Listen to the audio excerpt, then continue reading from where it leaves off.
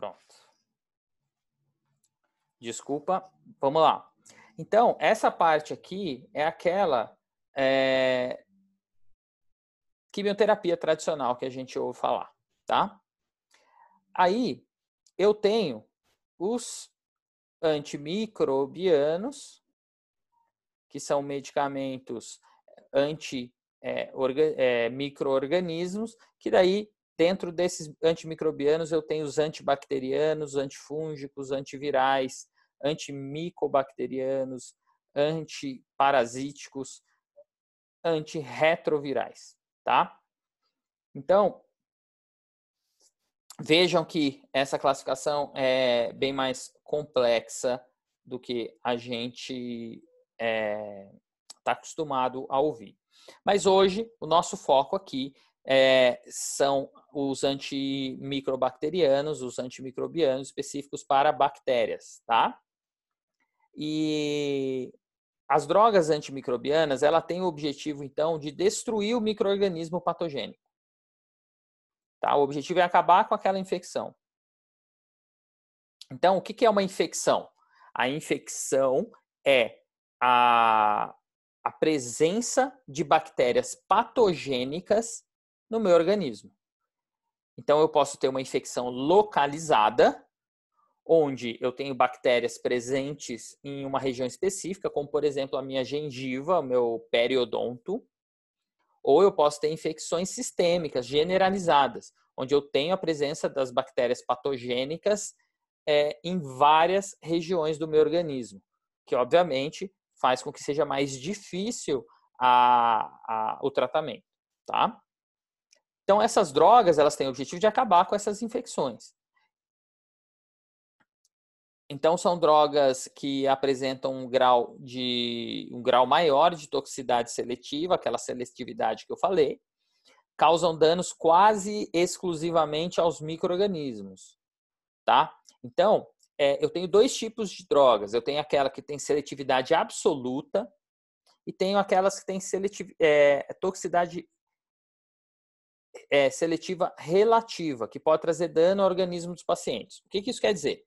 Eu tenho bactérias no meu organismo que não são patogênicas. É o que eu falei para vocês. Eu tenho várias bactérias, por exemplo, no meu trato gastrointestinal, que regulam a atividade do meu intestino. E essas bactérias, elas são importantes para o meu organismo. Tanto que, por exemplo, existem vários medicamentos no mercado, os chamados probióticos, que nada mais são do que bactérias que tem ali dentro para eu ingerir essas bactérias para repor essa minha flora. Alguns de vocês já pode ser que tenham tomado probióticos antes, né? O Yakult, por exemplo, é um probiótico que tem lá os lactobacilos vivos, né? Que eles falam. Então, lactobacilos são o quê? São bactérias. Bactérias importantes para o controle do meu trato gastrointestinal, os tal dos Kasei Shirota lá. Então, vejam, quando eu tenho um medicamento de toxicidade seletiva absoluta, ele é um medicamento que ele vai normalmente agir para um ou dois tipos de bactérias específicos. Agora, o de toxicidade relativa, ou seletiva relativa, é um medicamento que ele já pode ser que mate mais bactérias. E isso pode levar a um dano, por quê? Porque ele pode matar uma bactéria que para mim é boa, tá? E aí me levar a ter um problema. Qualquer dúvida é só me interromper, gente. Não esqueça, via microfone, por favor. A toxicidade seletiva absoluta, ela pode ser atingida explorando as diferenças biológicas entre as células e dos micro-organismos que espera se combater. E aí que está o segredo do antibiótico. O antibiótico, olha eu falando antibiótico, tá vendo? É força do hábito, tá? Essa frase é interessante porque é aí que está a diferença entre um antibiótico ou um antimicrobiano seletivo ou não. A toxicidade seletiva absoluta pode ser atingida explorando as diferenças biológicas. O que isso quer dizer? Quer dizer que o primeiro ponto que eu devo levar em consideração na hora do desenvolvimento de um medicamento desse tipo é: eu tenho diferenças biológicas, anatômicas de uma célula bacteriana para uma célula normal e eu tenho que usar essas diferenças porque eu tenho que atacar essas diferenças. Porque se eu atacar uma característica comum dessas duas células, pode ser que eu atinja uma célula normal do meu organismo. E aí eu vou causar um dano muito maior, tá? Então, quando você está desenvolvendo um medicamento, o que você vai pensar? Falei, poxa, peraí, então aquela bactéria ela tem lá uma anatomia diferente. Qual que é a diferença dela para uma célula humana? Quer dizer que aquela bactéria ela tem lá uma membrana diferente. Então, eu vou atacar a membrana, porque aquela membrana ela é característica só tem nessa bactéria. Então, eu não vou correr o risco de atingir uma célula humana normal, tá? Então, quais são essas diferenças? Vamos relembrar. Vocês já aprenderam isso. Vocês já tiveram microbiologia? Estão tendo, provavelmente? A gente tá tendo, prof. Tá. Mas isso aqui vocês já aprenderam no colégio, tá? Não é coisa de faculdade. Isso aqui vocês já aprenderam no colégio. O que, que é? A diferença entre a célula humana e a célula bacteriana. Quem sabe me dizer qual é a principal diferença?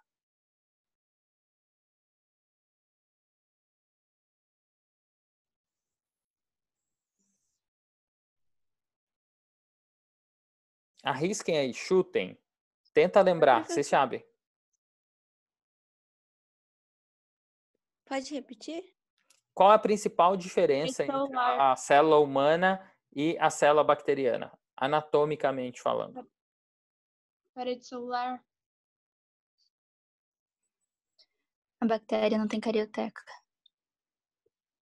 O formato. A célula humana. Professor, a parede celular. A principal diferença é a presença de parede celular. Exatamente, Júlia. Aqui, ó. A parede celular é uma membrana extra, vamos dizer assim, que a bactéria tem, que a célula humana não tem. E quem lembra por que a bactéria tem parede celular?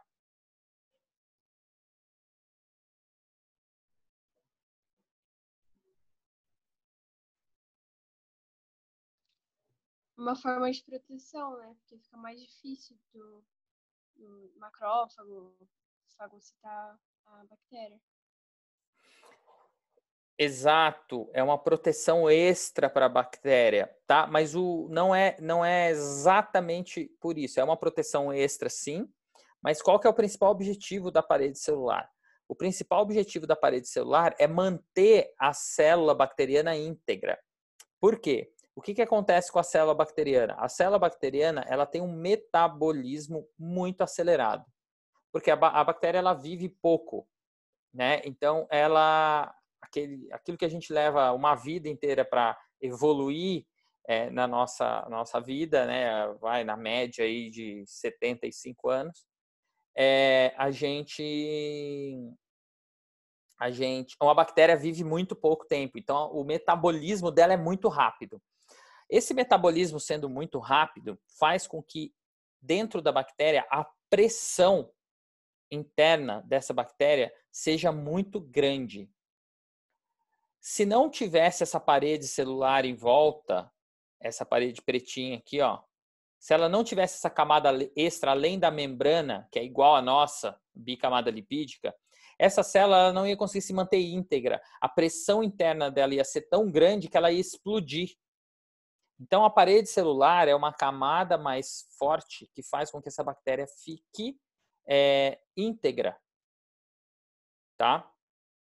Então, óbvio que o DNA da bactéria é diferente e tudo mais, mas a principal diferença anatômica é essa, porque por mais que o DNA seja diferente da célula humana, ela tem DNA também, tá? Então, a parede celular é a principal diferença que a gente tem aí entre a célula humana e a célula bacteriana. Olha lá, ó. Aqui eu tenho a membrana, a parte mais externa aqui, nesse caso, ó. A membrana, a parede, desculpa, e aí eu tenho a membrana celular. A membrana celular é igual a nossa, praticamente, tá? Uma bicamada lipídica. Agora, ela tem essa parede, que é uma proteção extra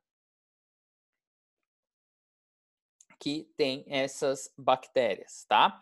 E aí, essa composição de membrana, ela pode ter dois tipos, tá? Então, a gente pode ter a bactéria gram-positiva e gram-negativa.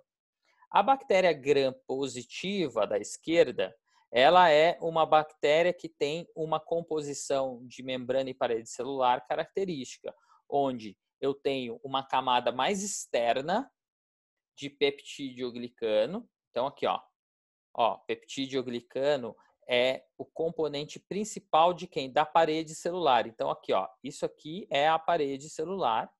E aqui eu tenho a bicamada lipídica, ó, bem parecida com a nossa, da nossa célula humana, tá? Então, essa é a característica de composição de membrana e parede das bactérias gram-positivas. Já a gram-negativa, ela tem ainda mais uma proteção. Ela tem uma membrana externa, aí ela tem aqui, ó, a camada de peptídeo-glicano e ela tem uma outra membrana, o que faz com que a bactéria gram-negativa seja ainda mais protegida, tá? E é importante eu entender isso, dessa diferença de anatomia, para depois eu entender o mecanismo de ação dos medicamentos, que é muito importante, tá? Bom, dúvidas em relação a essa diferença?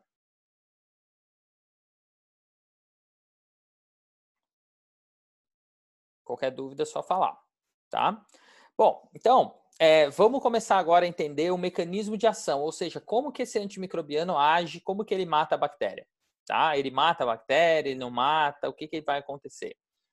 Então, primeiro eu tenho que entender, já deu para entender que eu tenho diferentes tipos de antimicrobianos. Eu tenho antimicrobianos que têm aquela seletividade absoluta, eles só agem em um tipo de bactéria, e tenho aqueles antimicrobianos que têm uma seletividade relativa, ou seja, ele age para mais tipos de bactérias. E isso a gente chama de espectro de ação, tá? Então, o espectro de ação de uma bactéria, que vai desde o espectro de ação estreito até o espectro amplo de ação. O que isso quer dizer, então? Quer dizer que um medicamento com espectro de ação estreito, ele quer dizer que ele atinge um número ou uma quantidade de bactérias ou de espécies de bactérias menor. Então, ó, vamos ler lá o que está escrito. Apenas uns poucos tipos ou espécies de micro-organismos são sensíveis a esses agentes. Por exemplo, eu posso ter um medicamento de espectro estreito específicos para organismos gram-positivos ou específicos para bactérias gram-negativas, tá? Então, esses são medicamentos de espectro estreito. Já o de espectro amplo, vamos ler lá o slide, afetam uma grande variedade de organismos diferentes, podendo atingir tanto o gram-positivo quanto o gram-negativo, tá? Podendo, inclusive, afetar micro-organismos que não são patológicos. É aquele caso daquelas bactérias lá do meu trato gastrointestinal que eu falei para vocês. Essas bactérias, elas não são patogênicas. Elas não causam doença. Muito pelo contrário, elas ajudam a eu manter um equilíbrio. Mas o medicamento de amplo espectro pode ser que atinja elas também. E aí me levar a efeitos colaterais. Tá? Professor, Diga. a ausência dessas bactérias na flora causam o quê? Então, Matheus, o seguinte, o meu trato gastrointestinal, tá? Ele tem que manter um equilíbrio dessa flora bacteriana. Por quê? Por vários fatores. Por exemplo, eu tenho bactérias que vão degradar alimentos e transformar esses alimentos, por exemplo.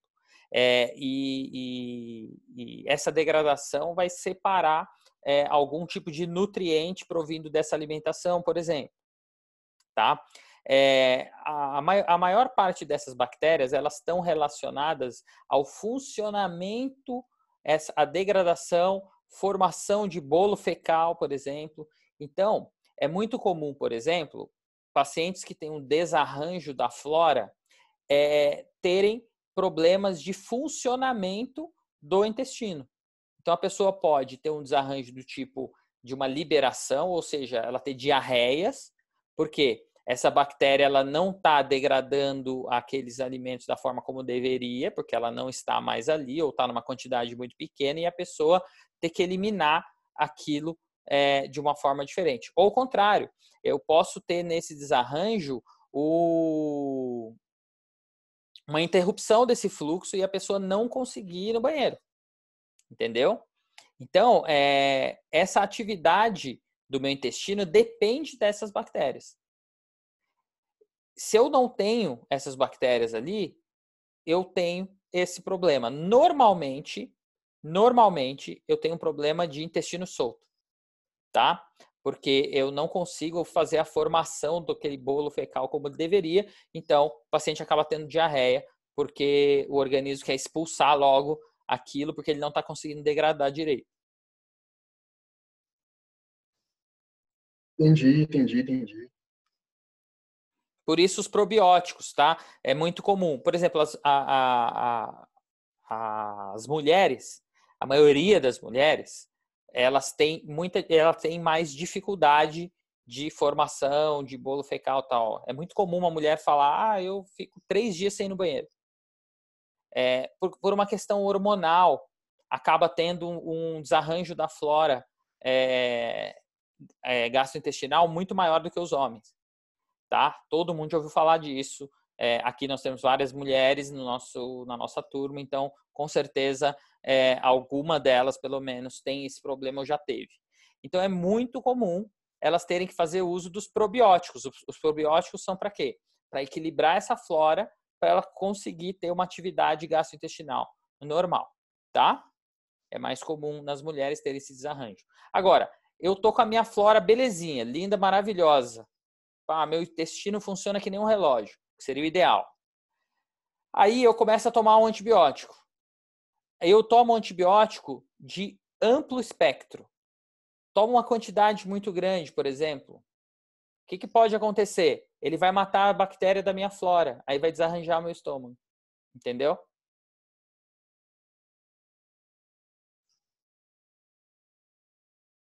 Então vamos lá. Entendi. Legal. Então, quais são os Valeu. mecanismos de ação dos antimicrobianos? Imagina, tá? Eu tenho diferentes possibilidades. Então, eu posso ter medicamentos, por exemplo, que vão atuar onde? Na síntese da parede celular. PC aqui é parede celular. Como as penicilinas, A penicilina é o antibiótico mais popular, mais conhecido, que a gente mais utiliza. E por que ele é um antibiótico muito bom? Porque ele age na parede celular. Ou seja, a chance dele causar um problema no meu organismo, nas minhas células, nas células humanas, é muito pequena, porque ele é específico para a parede celular. E a célula humana não tem parede celular. Por isso a penicilina é tão boa e tão amplamente utilizada até hoje, sendo que foi um dos primeiros antibióticos a serem desenvolvidos. Olha, eu falei antibiótico de novo, tá vendo? Não tem problema, tá, gente?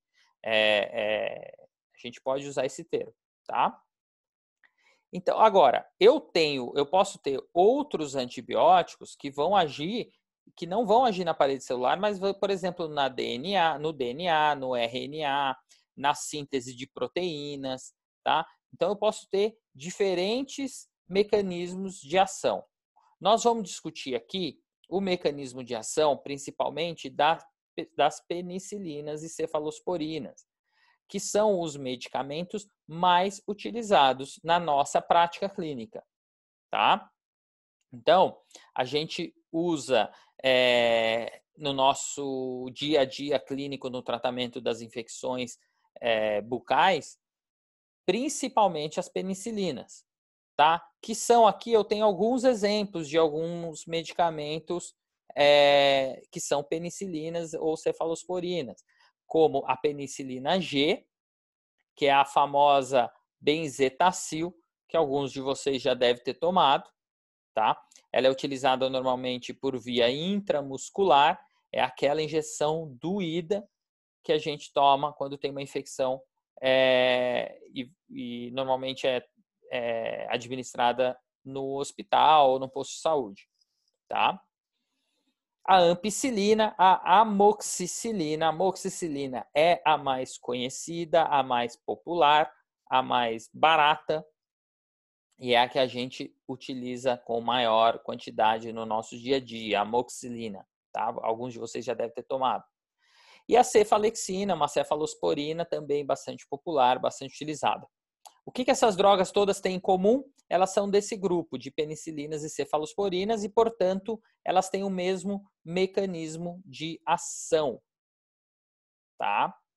Então, quem são as penicilinas? São antibióticos que eles inibem a síntese da parede celular. Esse slide é extremamente importante porque ele tem a definição do mecanismo de ação das penicilinas.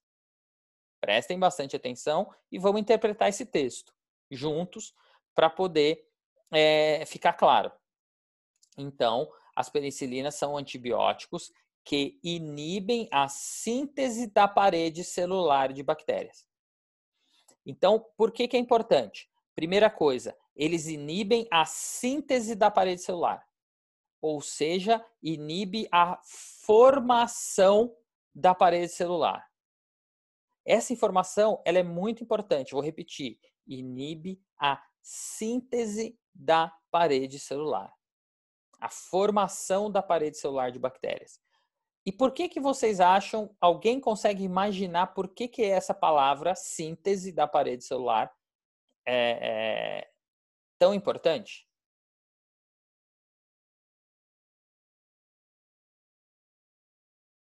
Alguém consegue pensar? Uma proteção a mais?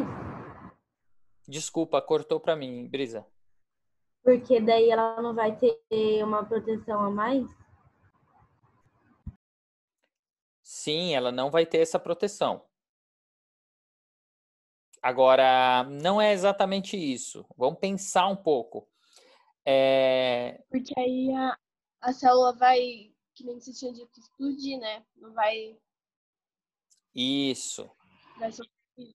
Exatamente. Agora, eu quero chegar em um outro ponto, que é o mais importante. O que acontece? As bactérias, assim como qualquer micro-organismo, ele nasce, envelhece e morre. Certo? Como qualquer organismo vivo. Então, vocês imaginam que a formação da parede celular, ela ocorre em que fase? Uma célula considerada adulta, ela ainda tem formação de parede celular? Na opinião de vocês, o que vocês acham? Não. Ela não, porque ela já tem a parede celular formada. Então, se o medicamento ele inibe a formação da parede celular, ele vai matar todas as bactérias? Não. Não, Ele vai matar quais bactérias, então? as jovens. Jovem. Aquelas que estão em formação, as células mais jovens. Ou seja, o medicamento ele vai ser muito bom para conter a infecção. Por quê? Porque ele vai impedir que as células jovens sobrevivam. Ele mata as células jovens. Porém, aquelas células adultas que já tem a parede celular completamente formada, o medicamento não vai conseguir agir. Por quê? Porque ela já não tem mais formação de parede. Tá? Então, essa informação está toda onde? Nessa sentença. Síntese, inibe a síntese da parede celular de bactérias. E aí, mas tá, qual que é a diferença na prática disso? A diferença na prática é que, numa infecção, eu mato as bactérias que estão sendo formadas, mas eu não mato 100% das bactérias. E na prática, o que isso quer dizer? Quer dizer que eu tenho que ir lá e atacar essas bactérias de outra forma, que não só com o medicamento. Por quê? Porque o medicamento só vai pegar as células que estão em formação, mas vai continuar aquelas células adultas lá. Então, eu tenho que tirar essas células de outra forma. Então, por exemplo, quando eu tenho que fazer uma extração de um dente que está infectado, ou quando eu tenho uma infecção no osso e eu tenho que, além de dar o medicamento, eu tenho que ir lá e raspar aquele osso, curetar aquele osso para tirar aquelas outras bactérias que o medicamento não vai atingir. Então é importante eu saber isso, porque o tratamento para uma infecção não é apenas o uso do medicamento penicilina. A penicilina vai resolver, ela vai controlar a proliferação, matando aquelas células em formação, mas eu vou precisar intervir de outra forma para matar o restante das bactérias. Então, isso é muito importante, porque, por exemplo, o paciente no consultório levando para a prática clínica, ele vai falar assim para você: ah, mas doutor, mas eu preciso fazer esse procedimento, eu vou tomar o remédio e não vai ficar, já não vai melhorar? Você vai falar, vai melhorar, mas não vai resolver o problema, porque eu tenho que remover a causa principal, que é a presença daquelas bactérias adultas ali. Tá? Deu para entender isso? Isso é muito importante na prática para vocês saberem o porquê que não adianta só o medicamento. Prof, tem como o senhor repetir de novo, por favor? Claro.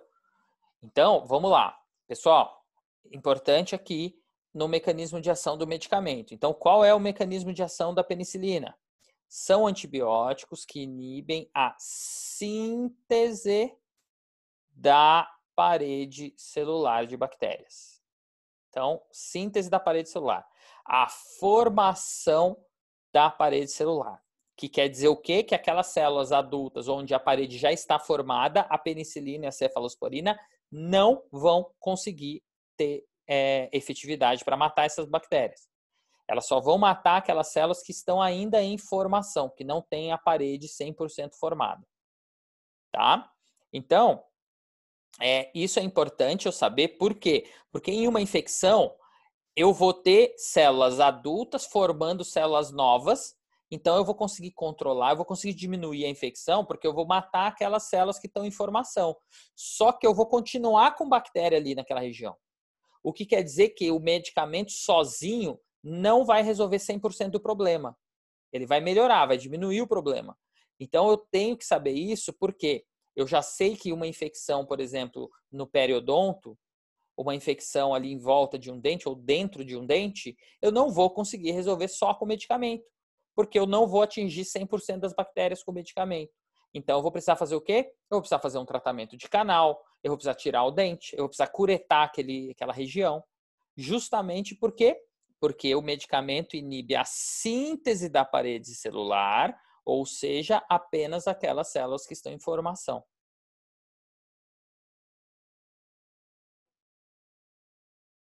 Deu para entender? Deu sim, prof. Perfeito. Joia. Então, essa primeira parte da frase está bem definida e bem interpretada, tá? E como que ela inibe a síntese da parede celular? Impedindo que as ligações cruzadas entre as fitas de peptidoglicano se formem. Então, esse peptidoglicano, tá vendo que ele tem aqui eu tenho um peptidoglicano, esse laranjinha, e aqui eu tenho um outro peptidoglicano. E aí eu tenho uma ligação cruzada, ó. Ó uma ligaçãozinha, essa linhazinha pretinha. Tá? Então, essa ligação que é interrompida pelo medicamento. Vocês vão entender como. Então, por que a penicilina é tão bom medicamento? Porque, como ela age na parede celular, ela age tanto em bactérias gram-positivas quanto em bactérias gram-negativas, porque as duas têm parede celular. Claro, aqui na gram-negativa é mais difícil agir. Por quê? Porque a gram-negativa tem uma membrana a mais, então o medicamento tem que ultrapassar essa membrana primeiro. Aqui na gram-positiva o medicamento já vem direto nela, na parede. Então, obviamente, a ação da penicilina em infecções oriundas de bactérias gram-positivas é melhor. Então, eu tenho que saber quais as bactérias que estão na minha infecção. Por isso que eu tenho que estudar microbiologia. Para eu saber que na doença periodontal, por exemplo, eu tenho uma prevalência maior de bactérias gram-negativas. Então, muitas vezes a penicilina pode não ser suficiente, tá? Então, vamos entender, vamos enxergar melhor como ocorre essa ação. Então, ó, vamos entender esse desenho aqui, prestem bem atenção aí, ó. Então, o que eu tenho aqui? Uma bactéria gram-negativa. Como que eu sei que ela é uma bactéria gram-negativa? Eu tenho aqui, ó, uma bicamada lipídica, a membrana. Eu tenho em vermelho aqui, ó, o peptídeo-glicano. O peptídeo-glicano é esse vermelhinho aqui, ó. Parece sei lá, uma jujuba vermelhinha com essa linha entre elas. Aí, o que eu tenho aqui, ó? Essas proteínas ligantes de penicilina, que são essas proteínas aqui azuis, ó. O que essa proteína azul faz? Ela sintetiza o peptídeo-glicano. É ela que faz aquela ligação entre os peptídeo-glicanos aqui. E aqui eu tenho outra membrana. Então, o que acontece? Alguém não entendeu esse desenho que eu falei, que eu expliquei? Ó, bicamada lipídica, peptídeo-glicano, o azulzinho aqui, ó, a proteína ligante de penicilina, e aqui a outra membrana. Todo mundo entendeu isso? Alguém não entendeu? Antes de eu evoluir, eu quero tirar essa dúvida se alguém não entendeu.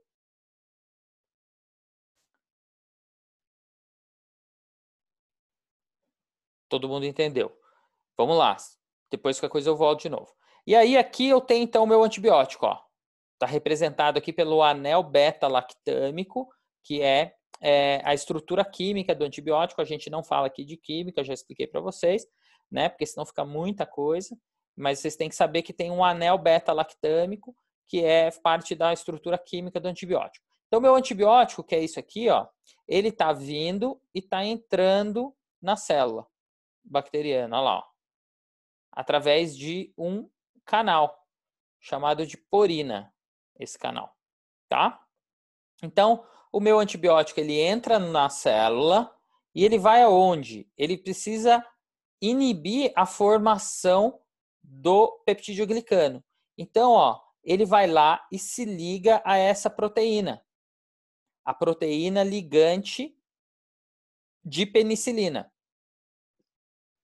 Quando o antibiótico, a penicilina, se liga a essa proteína ligante de penicilina, a azulzinha, ele para de produzir as ligações aqui de peptídeo-glicano.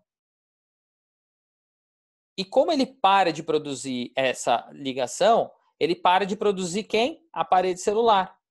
O que acontece se a parede celular é muito fina? É aquilo que a gente falou, que vocês mesmos falaram aí. A célula, a pressão interna da célula é muito grande, a parede fica muito fininha. Aí o que acontece aqui, ó? A ruptura dessa parede, ó. E aí o líquido intracelular começa a vazar e a célula morre. Tá? É simples assim. Então vou repetir para vocês, ó, prestem atenção. O anel beta-lactâmico está aqui, a penicilina está aqui, ela vai entrar na célula, ela vai se ligar à proteína ligante de penicilina. A proteína ligante de penicilina, então, ela vai parar de produzir os peptidioglicanos e, parando de produzir os peptidioglicanos, a parede celular fica muito fina.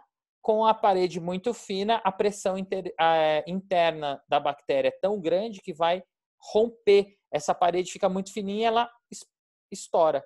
E aí começa a extravasar o líquido intracelular e a célula morre. Tá? É simples assim. Alguém não entendeu?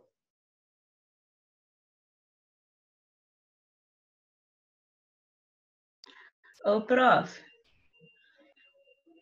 uma dúvida. E pessoas que têm alergia às penicilinas? Então, a pessoa, quando ela tem alergia à penicilina, ela vai ter que usar um outro medicamento, tá? Por exemplo, ela pode usar uma eritromicina, que é um medicamento que vai agir de outra forma. A eritromicina, por exemplo, ela age no RNA da célula bacteriana. Ah, sim, entendi. Tá? Professor, depois que o anel se liga à proteína ligante de penicilina, ela para de produzir o que mesmo que você tinha falado? Os peptidoglicanos. Ah, tá. Peptidoglicanos. Quem são os Obrigada. peptidoglicanos?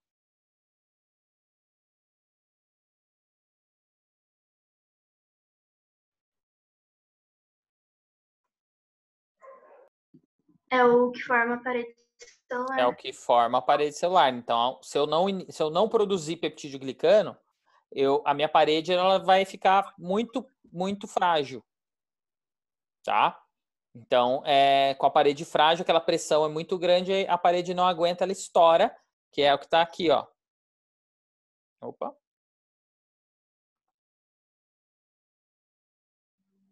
Aqui, ó. Aí a parede estoura, ó, aqui, ó. Tá vendo? Tá estourada a parede aqui, ó. E aí o líquido intracelular vaza, a bactéria morre. Pessoal, essa é a parte mais importante. Então todo mundo tem que entender. Se alguém não entendeu, agora é a hora.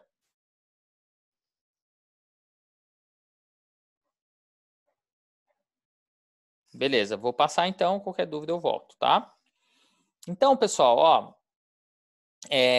agora é importante um detalhe muito, muito importante e do porquê que a gente tem que estudar isso, tá? O antibiótico, o antimicrobiano, ele é um medicamento que tem que ser usado com moderação pelos profissionais, tá? E por que que ele tem que ser usado com moderação? Porque a penicilina, principalmente, ela é um medicamento que ela não consegue agir em 100% das bactérias. Lembra? Por quê? Porque as bactérias adultas, ela já tem o peptidoglicano, já tem a parede celular completamente formada e então o medicamento ele tem pouco ou quase nenhum efeito, na verdade, sobre essas células. Só que essas células adultas, elas recebem a penicilina também. Então, toda vez que a gente dá um medicamento para o paciente, a gente está dando um medicamento para essas células. E essas células, elas têm a oportunidade de pegar o medicamento, ela pega o medicamento entra lá nela, ela pega o medicamento e fala assim, imagina que meu telefone é um medicamento. Ela analisa o medicamento, fala, o que é isso aqui? Isso aqui veio para me matar? Tá, então deixa eu estudar isso aqui para eu avaliar um jeito de eu eliminar, de eu combater isso aqui. Então, toda vez que eu dou o medicamento ao meu paciente, eu dou a oportunidade das células de bactérias do meu paciente estudarem esse medicamento. E você acha que elas conseguem desenvolver alguma ação para poder combater o medicamento? Sim, as bactérias têm essa capacidade. Isso se chama mecanismos de resistência bacteriana. Provavelmente vocês já ouviram falar desse termo, né? Então, é isso que faz com que a bactéria, na sua evolução, ela acabe evoluindo e se tornando resistente a alguns antibióticos. Né? Quem nunca ouviu falar, por exemplo, das superbactérias, de infecções hospitalares, que os medicamentos não funcionam contra essas bactérias. Por que que eles não funcionam? Porque a bactéria ela já está escolada, ela já sabe se defender sozinha daquele medicamento. Então, quanto mais eu uso o medicamento, mais eu estou dando a possibilidade da bactéria aprender sobre ele e evoluir e criar resistência. O principal mecanismo de resistência das bactérias às penicilinas é a formação da enzima beta-lactamase, tá? Aqui, ó, a enzima beta-lactamase. Então, o que essa enzima aqui faz? A minha célula adulta, ela falou assim, peraí, eu vou inventar um jeito de combater esse medicamento aí, meu. Como ela criou uma enzima que chama beta-lactamase. Então, como o próprio nome diz, vocês já sabem o que ela faz. O que essa enzima, o que vocês acham que essa enzima faz? Só pelo nome dela já dá para saber.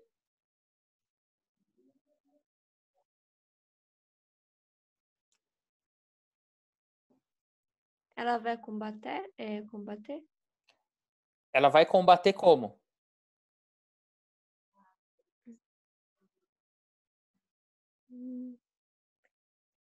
Quebrando.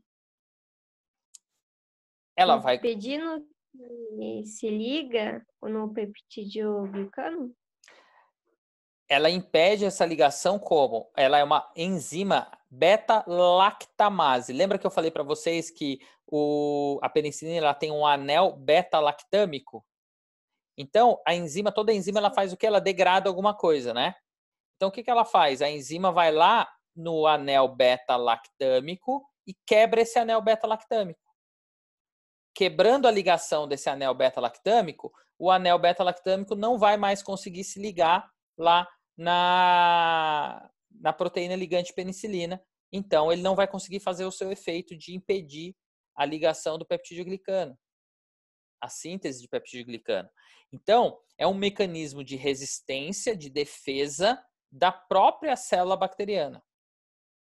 Então, quanto mais eu uso o antibiótico, mais as bactérias aprendem a combater ele e mais elas vão produzir essa enzima, a beta-lactamase. Tá?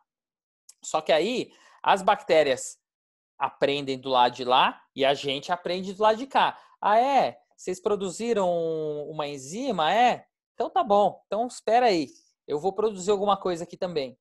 Então hoje existe um medicamento inibidor da enzima beta-lactamase. Ué, elas estão trabalhando de lá, nós estamos trabalhando de cá também. E aí ficamos nessa luta com elas, né? Que é o clavulanato de potássio. Tá? O clavulanato de potássio é um medicamento que ele vai inibir a ação da beta-lactamase. Então ele se liga aqui nessa enzima e a enzima não consegue degradar mais a penicilina. Então, em alguns tipos de infecções, ou infecções muito grandes, ou infecções que a gente dá a penicilina sozinha e vê que não está tendo uma boa resposta, aí a gente entra com a penicilina junto com o clavulanato. Porque daí o clavulanato inibe a beta-lactamase e aí a penicilina consegue agir. Entendeu? Então, essa evolução das bactérias faz com que a gente evolua na ciência também. Só que nem sempre a gente consegue identificar essa evolução da bactéria muito rapidamente. É igual a questão do coronavírus. O coronavírus existe já desde sempre. Só que tem vários tipos de coronavírus. Então, já tem vacina para todos, menos para esse novo. Por isso que ele é chamado, né, o novo coronavírus. Vai ter uma vacina do coronavírus? Vai. Só que o vírus às vezes é mais rápido do que a gente. Então a gente demora um tempo para entender ele, vai vir um medicamento, vai vir uma vacina. É a mesma coisa a bactéria. Só que nesse tempo da gente conseguir entender a bactéria e desenvolver o medicamento, a bactéria já causou um estrago enorme, que é o que a gente está vendo atualmente aí no mundo. Tá? Alguém não entendeu a beta-lactamase? Como você estava explicando, acho que ficou mudo para mim. Você pode explicar novamente essa parte do clavulanato? Certo. Então, o que acontece? Todo mundo entendeu o que é a beta-lactamase? Primeira coisa. Alguém não entendeu o que é a beta-lactamase? Que é a enzima que degrada o anel beta-lactâmico, que é uma parte química do antibiótico penicilina. Alguém não entendeu isso? Professor, a própria bactéria que produz essa enzima? Isso, a própria bactéria. É o que eu falei. A bactéria, ela pega o medicamento e ela entende que aquilo é uma agressão para ela e começa a pensar como ela pode combater. E como que ela faz esse combate? Através da produção da enzima beta-lactamase.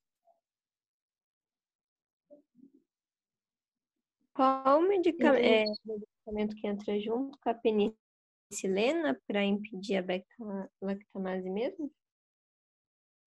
espera aí. Primeira coisa, alguém ainda não entendeu o que é a beta-lactamase? Vamos por partes. Prof, então a beta-lactamase, ela impede a ligação, quebrando o anel, o ligante, na proteína do ligante. O anel ligante na proteína ligante. Não. A beta-lactamase, ela degrada a estrutura da penicilina através da degradação do anel beta-lactâmico.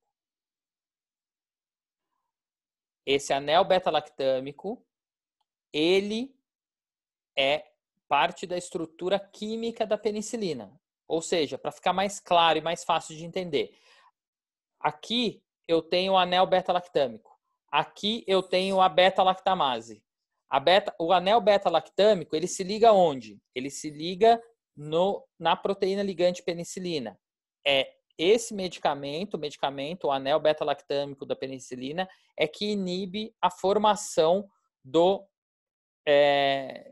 peptidoglicano. Aí a beta-lactamase, ela faz o quê? A beta-lactamase, ela vem e ela degrada, ela quebra o medicamento. Se ela quebrar o medicamento não vai mais conseguir se ligar à proteína ligante penicilina. E aí ele não vai conseguir fazer o efeito, que é inibir a formação da parede celular. Tá? E da onde vem a beta-lactamase? A beta-lactamase, ela é produzida por quem? Pela própria célula bacteriana, que cria esse mecanismo para resistência. É um mecanismo de defesa da célula bacteriana contra o medicamento. E como que a célula aprende a se defender? Toda vez que ela recebe amoxicilina, toda vez que o paciente toma amoxicilina, ela tem a oportunidade de estudar a amoxicilina e aí ela criou o mecanismo. Tem vários mecanismos. Eu só estou falando do principal, que é a beta-lactamase. Tá? Então, isso que é a beta-lactamase. Esqueçam o resto por enquanto. Por isso eu quero saber, alguém ainda não entendeu essa parte? Porque daí vão por partes para vocês entenderem tudo. Deu para entender agora a questão da beta-lactamase, de onde ela vem e o que ela faz? Deu sim, prof. Legal. Mais alguém não entendeu? Por favor, aproveite o momento.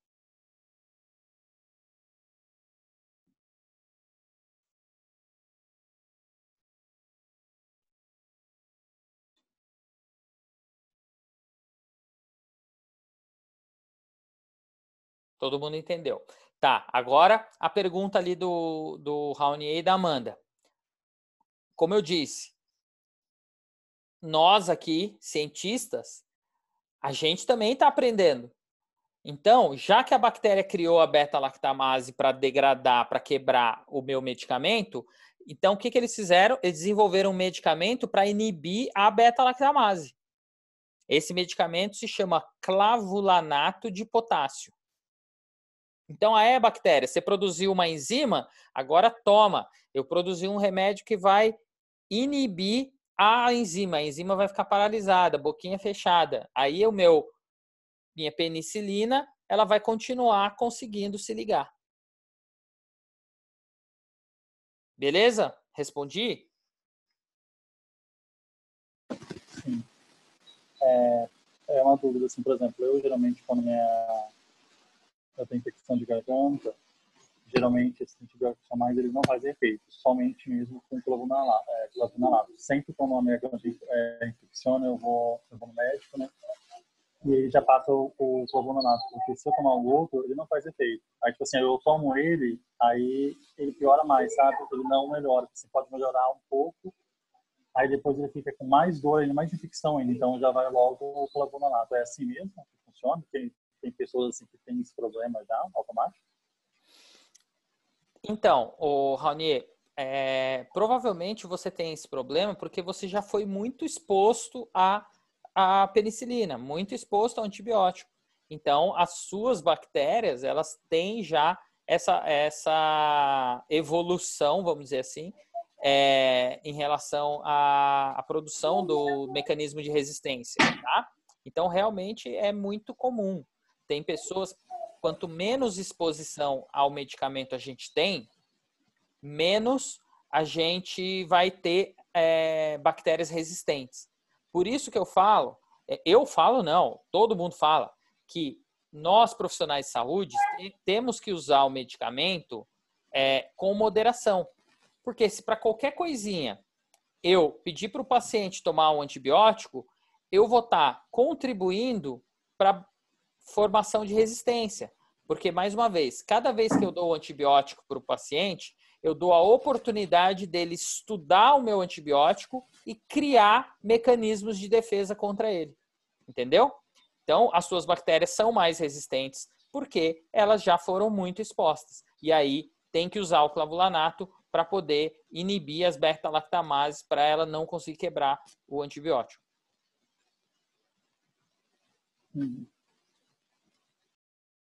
Beleza? Pessoal, mais alguma dúvida em relação a isso? Então, olha lá. A resistência bacteriana, ela ocorre ainda de outras formas. Nós falamos da primeira, produção de enzimas inativadoras. Então, por que eu falei mais dessa primeira forma? Porque é o principal mecanismo de resistência de bactérias à penicilina, baseia-se na produção de beta-lactamase, enzimas que degradam a penicilina, impedindo a sua ação. Tá? Eu posso ter também a interferência na entrada e acúmulo do fármaco. Então, a bactéria, ela promove alterações nos canais, e aí aquele canal ela fica alterado de forma que o medicamento não consegue mais passar pelo canal e não consegue mais entrar na bactéria.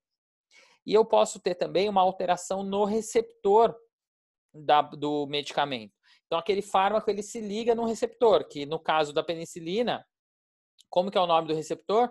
Proteína ligante de penicilina. E aí, a célula ela altera aquele receptor. Lembra lá do começo?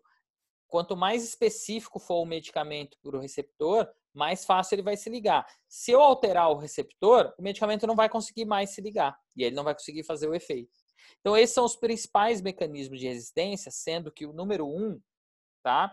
Ele é o principal, que é a produção de enzimas. E aí, como eu disse, quem é responsável pela resistência? Nós, profissionais. Porque qualquer coisinha dá amoxicilina para o paciente, dá medicamento, dá antibiótico, dá penicilina. E aí o paciente fica lá tomando amoxicilina e as bactérias lá. Obrigado, viu? Deixa eu aproveitar e vou estudar aqui. Se não tiver o antibiótico, a bactéria não vai criar resistência, tá? Então, por isso que em ambiente hospitalar, por exemplo, é muito comum a formação, a surgimento de bactérias ultra resistentes. Por quê? Aquelas bactérias que estão no hospital, que estão naquele paciente lá numa UTI, por exemplo, ela está sendo bombardeada com medicamento. Então, ela está tendo a oportunidade de estudar e evoluir muito. E aí ela evolui para uma espécie muito resistente. Então, aí essa bactéria está lá no ar, está lá nos equipamentos e tal. Aí o próximo paciente vem e pega aquela bactéria também. E aí, mais um paciente infectado com uma bactéria ultra resistente que nenhum medicamento consegue atingir. E aí vai a gente na indústria, na ciência, desenvolver o medicamento novo para matar aquela bactéria ultra resistente. Só que até eu conseguir desenvolver um medicamento, até eu conseguir aprovar o medicamento, até eu conseguir liberar o medicamento, o que acontece? A bactéria já causou um estrago lá enorme. Tá? Então, por isso que a gente tem que saber. A gente tem que prescrever o medicamento quando ele realmente é necessário. Dúvidas é só falar. Bom, toxicidade e hipersensibilidade, tá? A alergia. Então, a penicilina ela é uma droga de elevado índice terapêutico e relativamente atóxica para o homem, tá? Então, é um medicamento muito bom, muito seguro, não causa dano à célula humana, tá? Por isso, ele é muito utilizado. Em certas percentagens, observa-se reações alérgicas ou de hipersensibilidade à droga. Então, ou seja, existe a possibilidade de um paciente ser alérgico à penicilina. Tá? Nesse caso, eu tenho medicamentos alternativos, que são outros tipos, que não são penicilinas, para um paciente que seja que tem alergia. Como, por exemplo, a azitromicina. A azitromicina é um macrolídeo, não é uma penicilina. Ela tem um mecanismo de ação totalmente diferente, tá? As formas farmacêuticas atuais mais responsáveis por essas reações são as parentais e as orais, ou seja, todas as formas, tá? Um paciente que jamais tomou penicilina, ele pode ser alérgico se esteve exposto anteriormente a fontes de fungos produtores da penicilina. A penicilina, ela foi desenvolvida a partir de um fungo, tá? As reações alérgicas à penicilina são classificadas como imediatas, aceleradas, tardias e reações menos comuns, tá? Então, ela pode ser uma reação imediata, ou seja, o paciente tomou e já ter uma reação de alergia, ou ela pode ser tardia, ela pode ser que o paciente desenvolva sintomas de hipersensibilidade depois de 2, 3, 4, 7 dias de medicamento, tá? O que acontece muita gente confundir alergia. É muito comum a pessoa falar assim, eu tenho alergia a antibiótico. O que acontece quando você toma antibiótico? Eu tenho diarreia. A diarreia não é por causa da alergia. A diarreia é por causa daquele desarranjo da flora gastrointestinal. E aí o paciente fala para você que é alergia. Tá? Eu tenho alergia, é porque eu desarranjo o meu estômago, eu fico com náusea de vômito. Isso não é alergia. Agora, daí você vai falar para o paciente assim, então você não tem alergia a nada, eu vou te dar o medicamento mesmo assim.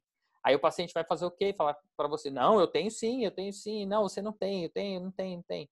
Então você tenta explicar para a pessoa, mas se a pessoa não aceita, o ideal é você troca o medicamento e pronto, porque não dá para você ficar discutindo ali, porque a pessoa não vai aceitar ou ela não vai tomar o medicamento. O importante é você explicar para ela que, olha, provavelmente não seja alergia. Procura um médico alergista para fazer os testes para ter 100% de certeza. Tá? Porque muitas vezes a pessoa deixa de tomar o medicamento porque ela acha que tem alergia e não tem nada. E a alergia é perigoso, né? A alergia é perigoso porque esse efeito pode levar ali a um risco grande, principalmente de insuficiência respiratória, tá? Então, o efeito... Só uma dúvida boba, assim. Por exemplo, às vezes você vai no médico ou no dentista, ele pergunta para você se você tem alergia a algum tipo de medicamento. Mas como assim você vai saber se você tem alergia àquele medicamento? Vamos supor, sendo que você nunca tomou ele, assim. Você pode ter e pode não ter. Aí como que a gente faz nesse caso? Deixa eu ver se eu entendi a tua pergunta, cortou um pouquinho.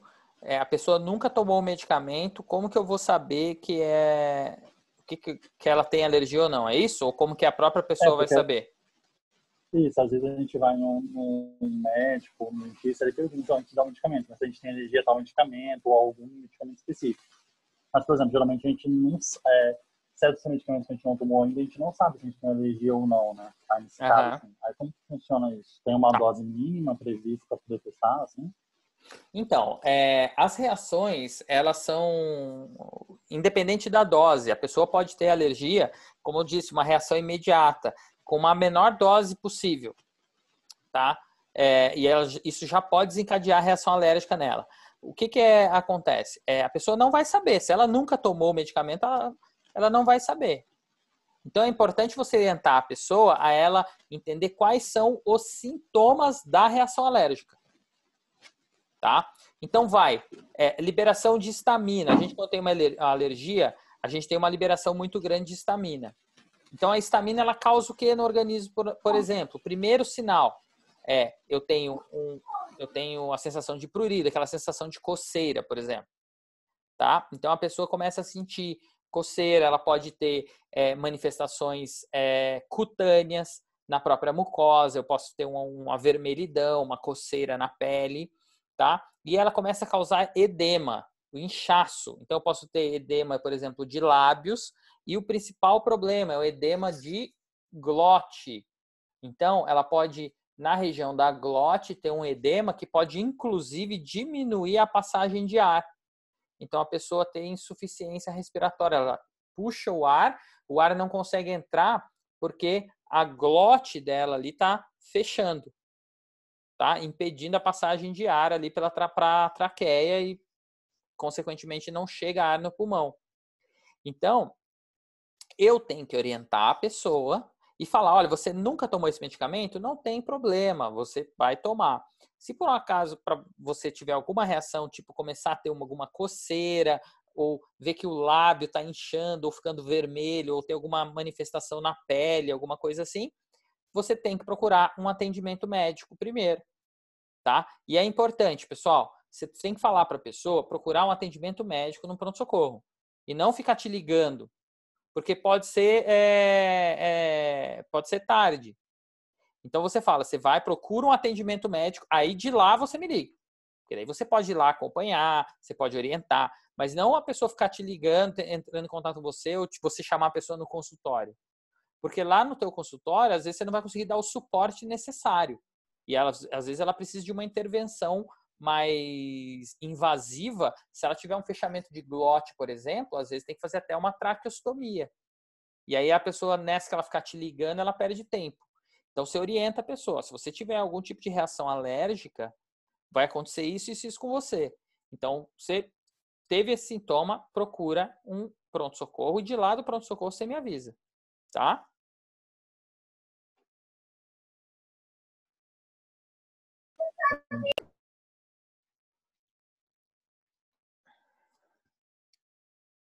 Bom, vamos lá. Então, aqui eu tenho alguns antibióticos, tá? Alguns antimicrobianos, e é interessante a gente saber que esses medicamentos, eles continuam fazendo efeito no meu organismo, mesmo depois que eu tomei eles ou até parei de tomar, tá? Então, esse efeito pós-antibiótico,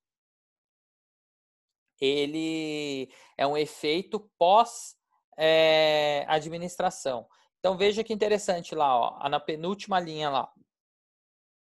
A penicilina e a cefalosporina, que são medicamentos bactericidas, eles matam bactérias, eles têm uma ação prolongada para gram-positivos. Então, esse medicamento ele continua agindo no meu organismo mesmo depois que eu paro de tomar ele, tá? Ou seja, é um medicamento que fica ainda agindo no meu organismo por muito tempo. O que faz com que eu tenha também uma ideia de que eu não preciso dar para o paciente tomar esse medicamento sabendo que a hora que ele para de tomar o medicamento ele está desprotegido. Não, ele parou de tomar o medicamento, ele ainda continua agindo, tá? Então eu posso diminuir a dose dele.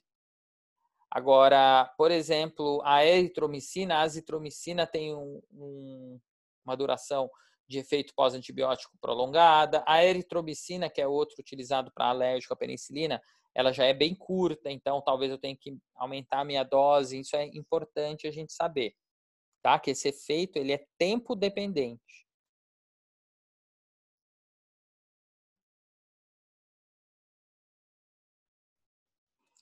Então, a penicilina G ou a benzilpenicilina. A benzilpenicilina ou penicilina G, tá? Ela pode ser administrada pela via oral, intramuscular e intravenosa. As preparações, normalmente, para via oral, elas não são boas, porque elas são inativadas pelo suco gástrico. Então, a benzilpenicilina, por isso que a benzetacil ela é feita normalmente para a gente fazer o uso via intramuscular, tá? Porque via oral a benzilpenicilina não tem boa absorção por causa dessa inatividade. A porcentagem na via oral, ó, varia de 20% a 30%, ou seja, de cada 10, vamos dizer, 10 moléculas de benzilpenicilina que eu jogo no meu estômago, eu só vou ter a absorção de 2 ou 3, o resto eu vou perder. Por isso ela não é utilizada hoje em dia por via oral, tá? O alimento ele retarda a absorção, mais um motivo. Então, por via intramuscular, os níveis são atingidos de 15 a 30 minutos após a injeção. Por isso ela é tão boa e tão amplamente utilizada por via intramuscular. Porque em 15 minutos eu já tenho um nível de concentração excelente do medicamento, tá? Via intramuscular. Pela via intravenosa, com essa forma de penicilina, os níveis máximos são atingidos imediatamente, né? Via intravenosa é muito mais rápida, tá?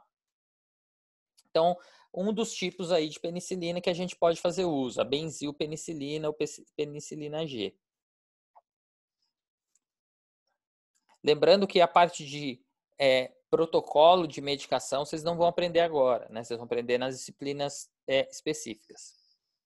A benzilpenicilina, a penicilina, ela ultrapassa a barreira placentária, tá? Então tem que usar com moderação aí em pacientes gestantes. A eliminação, ela é muito rápida, tá? Na administração parenteral, a droga é eliminada praticamente toda pela urina, tá? 1 hora já após a sua administração.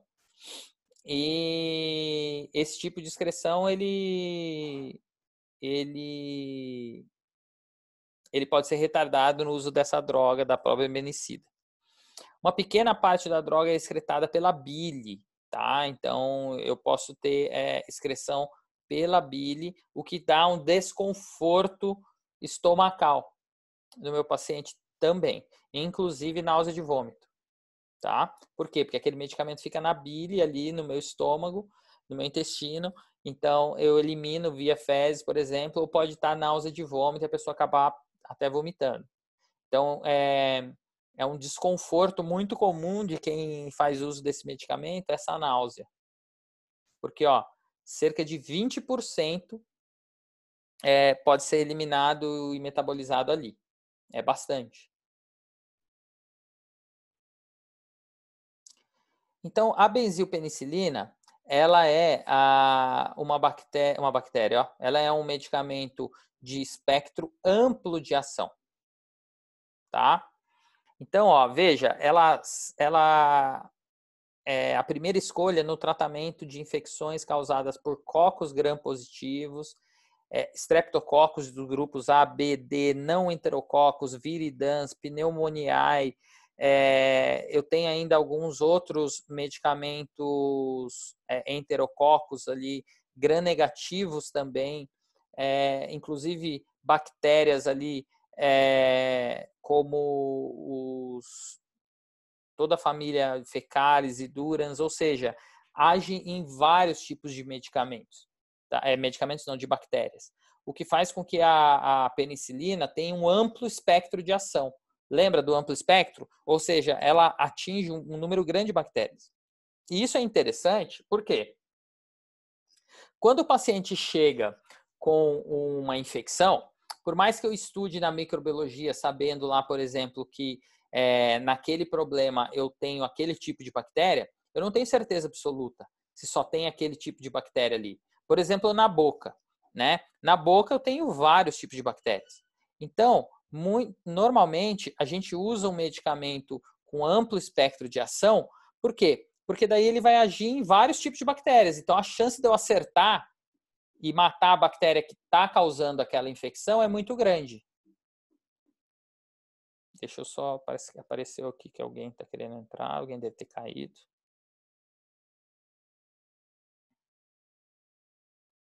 Então, a chance de eu ter...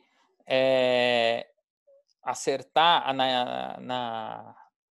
no tratamento, ela é muito grande. Então, o medicamento de amplo espectro, ele é utilizado normalmente como a primeira escolha. Porque se eu pudesse, todo paciente que entrasse no meu consultório, fazer um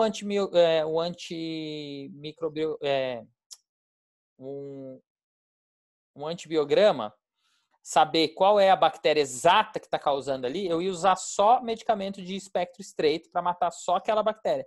Só que isso é inviável. Não dá para eu fazer esse teste no meu paciente. Então, o que eu tenho que fazer? Eu tenho que usar normalmente, primeiro, um antibiótico de amplo espectro, que é o caso da penicilina. Então, eu não tenho certeza qual é o tipo de bactéria, porque eu tenho vários tipos possíveis, eu jogo um amplo espectro. Daí eu vejo a reação. Ah, continuou a infecção ali em tal lugar, aí eu entro com um espectro estreito, tá?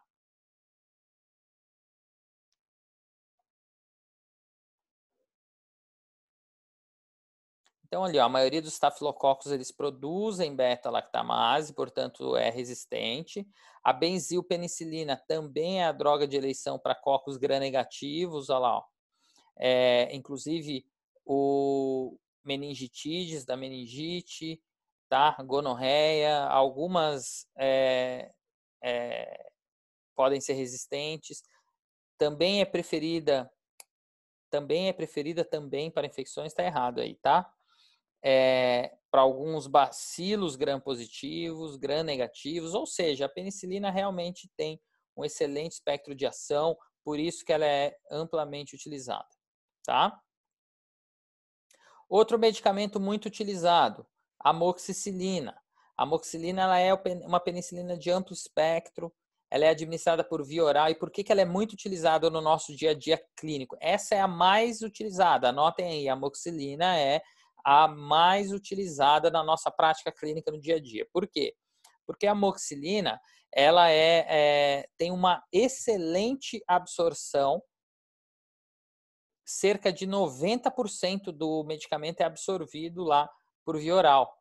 Então, diferente da benzilpenicilina, do bezetacil, que via oral ele só 20% é absorvido, a amoxicilina 90%, além dela ser um amplo espectro. Então, ela dois fatores que fazem com que a gente utilize bastante a amoxicilina. Primeiro, o amplo espectro. Segundo, a excelente absorção via oral. Tá? É muito mais fácil, é muito mais confortável eu dar um medicamento via oral para o paciente.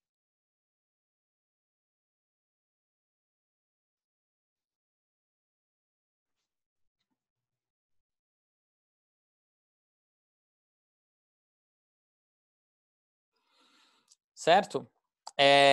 Então, a amoxicilina, além disso, a alimentação não interfere, tá? Então, o paciente pode tomar o medicamento mesmo que ele tenha acabado de se alimentar. Outro ponto positivo da amoxicilina, tá? 1 a 2 horas após a administração de uma dose de 500 miligramas, ela já atinge a sua concentração máxima. Então, é um período relativamente rápido. O que está acontecendo aqui? Caiu a internet de todo mundo? Oi. Nesse caso da amoxicilina, você pode dar para o paciente no consultório mesmo? Ou é indicado falar para o paciente tomar em casa umas 2 horas antes dele chegar lá no atendimento? Então, aí depende do para que você prescreveu o medicamento, tá? Por exemplo, eu vou fazer uma cirurgia num paciente que está com uma infecção. Aí eu vou pedir para ele tomar antes da cirurgia. Então, eu vou fazer a receita para ele tomar antes da cirurgia. Normalmente, os antibióticos, eles são medicamentos que ele vai fazer uso por várias vezes ao dia, por vários dias. Então, fica difícil eu dar lá no consultório, né? Então, normalmente, a gente faz a receita. Agora, a gente vai ter que avaliar cada caso e aí você vai aprender isso nas disciplinas. Então, na cirurgia, você vai aprender em que casos eu tenho que dar o medicamento antes, em que caso eu dou o medicamento depois, ou em que caso eu não dou o medicamento.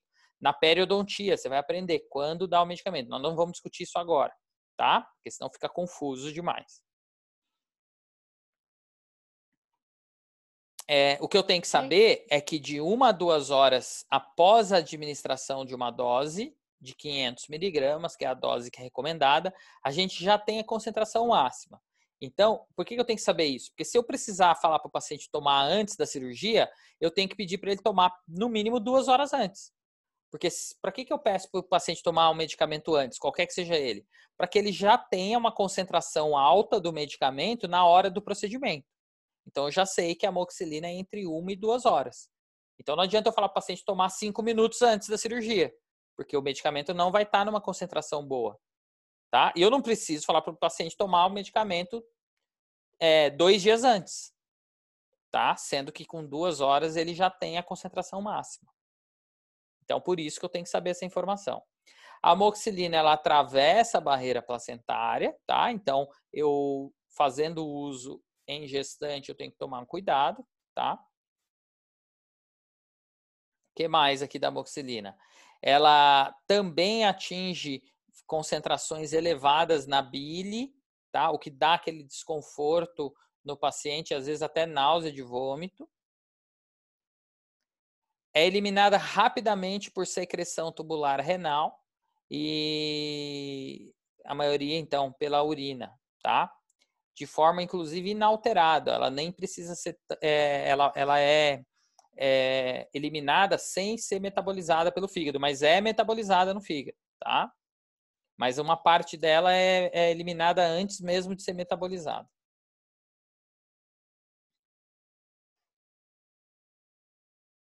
Então, ó, ela é ativa com muitas bactérias, a maioria das bactérias gram-positivas, streptococcus, estafilococcus, gram-positivos, também é ativa com algumas bactérias gram-negativas.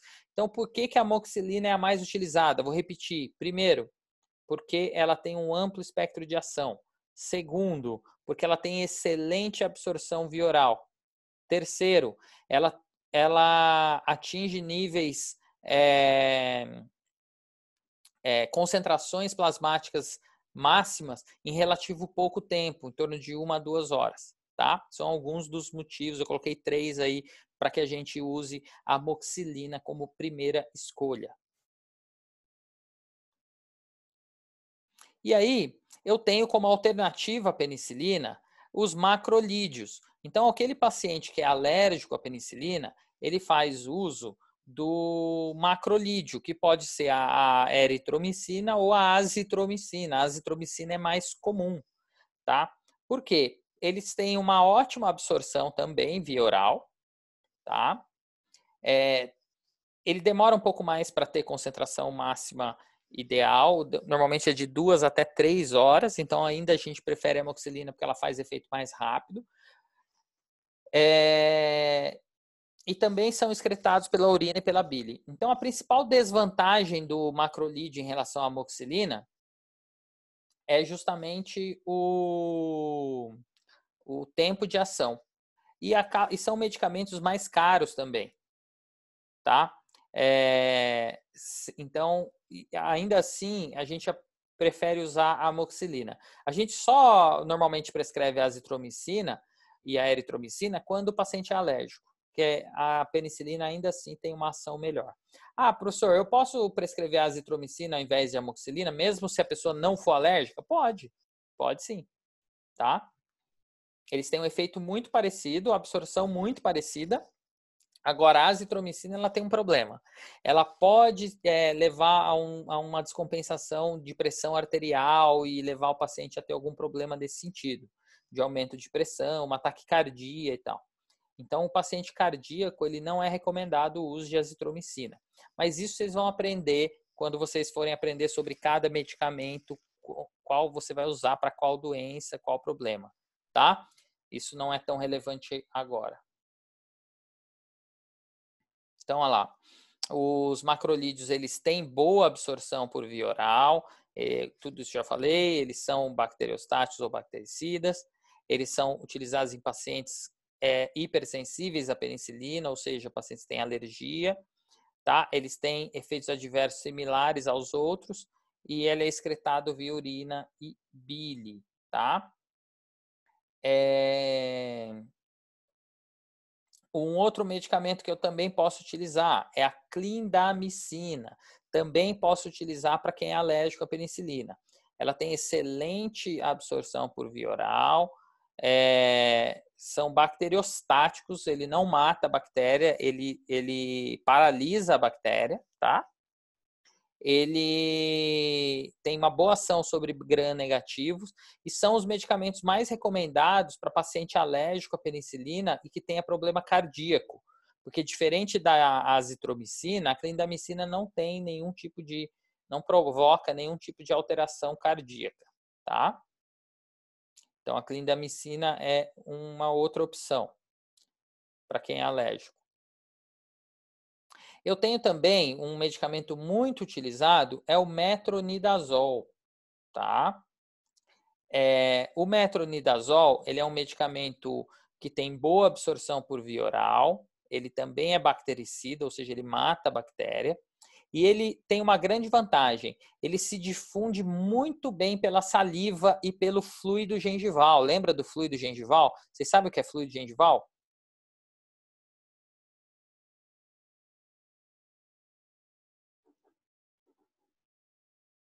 Não.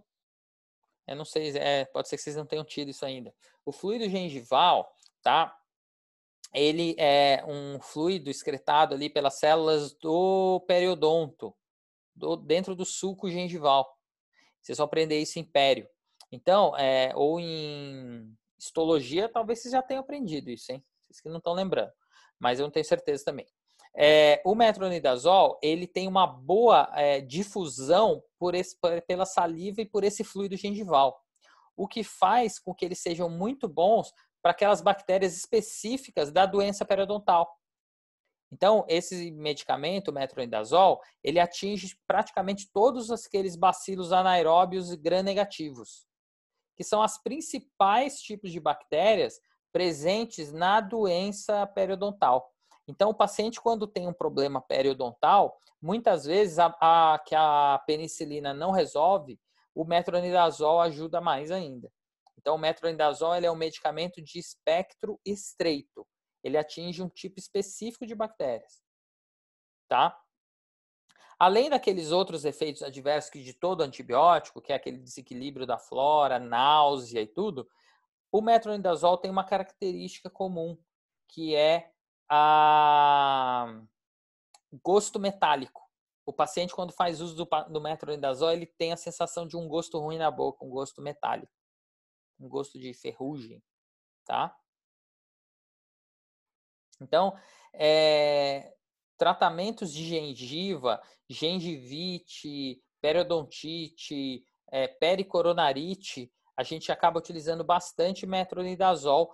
Claro, lembrando que não adianta eu usar o medicamento se eu não for lá e depois ir fazer a intervenção necessária.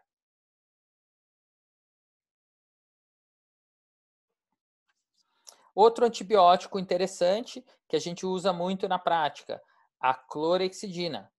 Tá? A clorexidina, através de bochechos de 1 minuto, por exemplo, a gente elimina 40% dos micro-organismos. Então, eu tenho uma boa redução do número de bactérias. E, principalmente, olha lá, ó, o Streptococcus mutans, que é o nosso mais conhecido, nossa bactéria mais conhecida na boca, responsável pela cárie, né? Então, a clorexidina é um medicamento muito utilizado na odontologia devido a essa ação na redução do número de bactérias imediatamente. Então, eu diminuo a quantidade de bactérias na boca, tá? Só que ela tem efeitos colaterais. Principalmente, ela pode causar, com o uso contínuo, um manchamento de dentes, escurecimento dos dentes e um ressecamento da gengiva. Então, por isso que a gente não pode falar para o paciente fazer bochecho de clorexidina para sempre, a vida inteira, todo dia. Tá? A gente tem que usar a clorexidina especificamente como auxiliar no tratamento de doenças específicas da boca. E normalmente a sua concentração ideal para bochecho é 0,12%. Tá?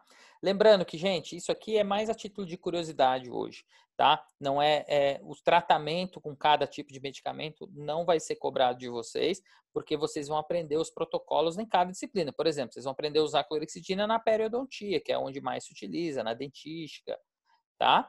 E na cirurgia a gente utiliza clorexidina. Então, não se preocupem com isso agora, é mais para vocês saberem como funciona e que existe, tá? Então, aqui, alterações fisiológicas dos pacientes. Então, quando o paciente tem algum desses problemas, ou quer dizer, Nem sempre é problema, né? A gravidez não é problema, a idade também não, mas ela tem essas alterações fisiológicas, tá? A gente tem que tomar certos cuidados. Como, por exemplo, a gestação, tá? A gestação, o paciente gestante, se tiver uma infecção, ela tem que ser tratada.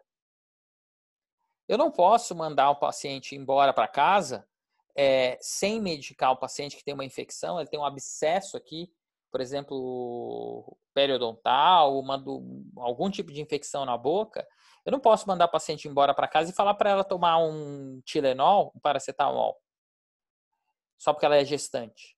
Não, eu tenho que dar um antibiótico para ela para controlar aquela infecção, porque aquilo pode ser um problema muito maior do que o medicamento em si. Eu tenho que saber qual medicamento usar, qual vai causar menos dano para aquela mãe e para o feto, principalmente. Tá? Então, em pacientes gestantes, a penicilina é o medicamento seguro. Pode ser utilizado. Claro, eu vou usar para qualquer coisa? Não, eu vou usar em caso que eu realmente precise usar. Como o caso de uma infecção aguda. O que é uma infecção aguda? O paciente chega com um aumento de volume, ele tem ali uma secreção de pus, ou seja, tem bactéria ali agindo e crescendo. Eu vou mandar o paciente para casa porque ela é gestante, ela que se vire lá com a bactéria? Não, eu vou tratar esse paciente, tá? Porque senão, se eu deixar, essa infecção pode piorar, pode virar uma infecção generalizada e o paciente tem um problema grave, que poderia ser controlado ali por você mesmo. Então, gente, paciente gestante pode ser tratada, deve ser tratada. O que não pode vamos fazer aqui uma extração de siso, aproveitar que você está de licença mesmo, que você está grávida, então vamos aproveitar e fazer essa extração de siso mesmo. Pô, você não precisa fazer agora, não está com dor, não está com infecção, não está com nada. Aí beleza. Agora, quando tem a real necessidade, você tem que tratar, tá? Então, a penicilina, a azitromicina, clindamicina pode ser utilizado, tá? Quanto à idade, tá? Não tem nenhum tipo de restrição o medicamento. Em relação à disfunção hepática, tá? Alguns antibióticos, quando o paciente tem um problema hepático, quando o paciente tem algum problema de fígado, ele tem o metabolismo diminuído. Então, o que acontece? Principalmente o metronidazol e a eritromicina, ele vai ficar no organismo muito mais tempo, porque o fígado não vai conseguir metabolizar direito, e se o fígado não conseguir metabolizar direito, o medicamento vai ficar rodando no organismo do paciente. Então, eu tenho que usar doses menores nesses pacientes, tá? A mesma coisa o paciente com disfunção renal. A disfunção renal, ela não é tão problemática assim, porque o medicamento ele já é eliminado, às vezes, a maioria das vezes, até na forma livre dele. Então, eu tenho que tomar cuidado, claro, mas não é tão problemático quanto disfunção hepática, principalmente o metronidazol, tá? A penicilina não tanto. Pessoal, dúvidas? Professor, a de disfunção hepática, qual é o dele? É o metronidazol e qual? Principalmente, todos a gente tem que tomar cuidado, tá? Mas principalmente o metronidazol e a eritromicina. Eu tenho que tomar mais cuidado, porque esses medicamentos, eles têm um comprometimento hepático muito grande. Então, se o paciente já tem um problema hepático, eu tenho que ter mais cuidado, porque qual é o cuidado? Qual é o perigo? O perigo já que ele não vai conseguir metabolizar legal o medicamento vai ficar rodando mais no meu organismo e aí a chance de eu ter um problema é maior. E com o renal, prof? O renal, eu tenho que tomar cuidado porque o paciente que tem um problema renal, o medicamento, ele é mais uma coisa que o rim vai ter que eliminar do organismo.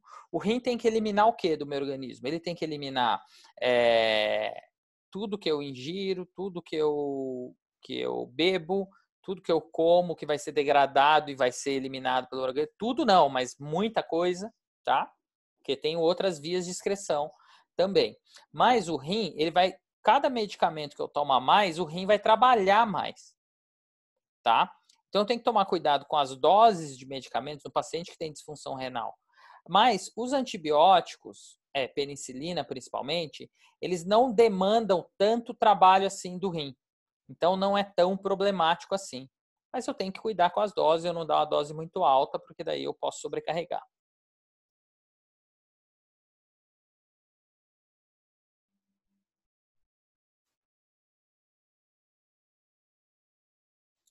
O que mais, pessoal? Dúvidas?